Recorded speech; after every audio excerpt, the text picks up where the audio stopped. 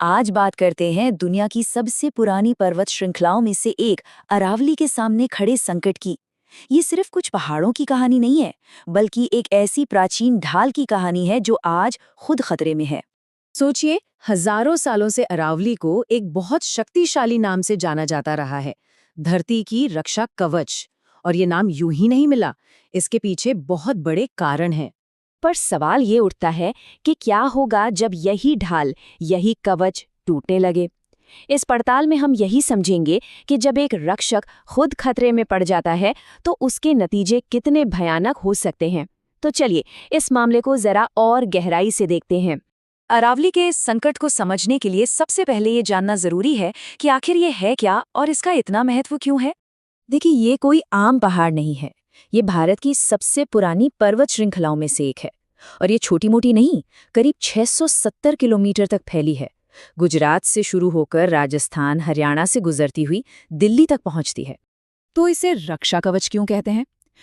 इसके 3 बहुत बड़े कारण हैं। 1, ये जमीन के नीचे के पानी को रिचार्ज करती है। 2, ये दिल्ली एनसीआर जैसे बड़े इलाके के लिए एक नेचुरल एयर प्यूरिफायर का काम करती है। और 3, जो शायद सबसे जरूरी काम है, ये थार रेगिस्तान को पूर्व की तरफ बढ़ने से रोकती है।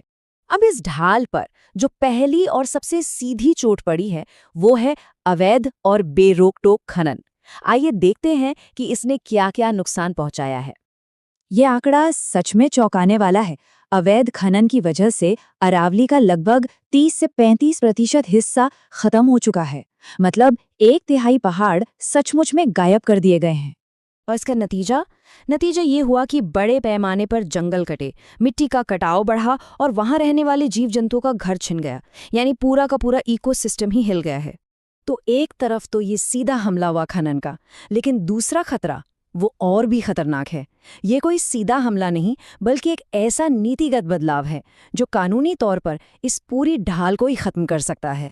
समझिए, अब तक ये था कि पूरी की पूरी अरावली श्रृंखला को संरक्षित माना जाता था। लेकिन अब एक नई परिभाषा लाने की बात हो रही है।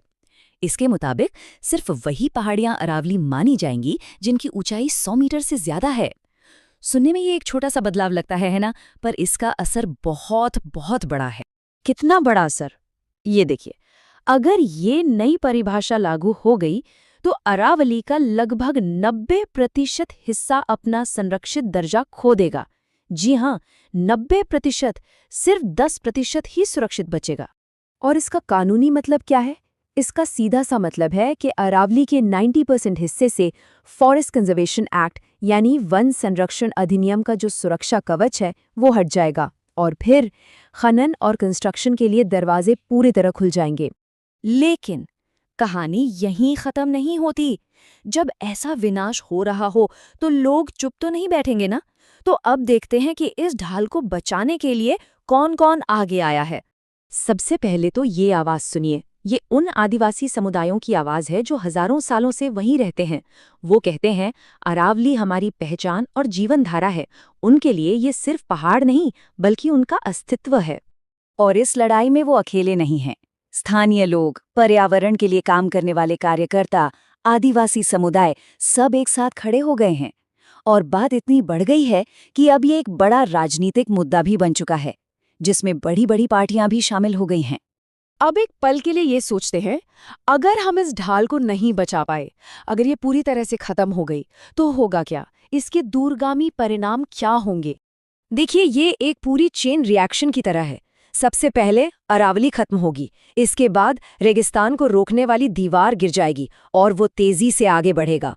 और इसका सीधा असर पड़ेगा दिल्ली एनसीआर जैसे शहरों पर, जहां धूल और प्रदूषण का स्तर इतना बढ़ जाएगा जिसकी हम कल्पना भी नहीं कर सकते।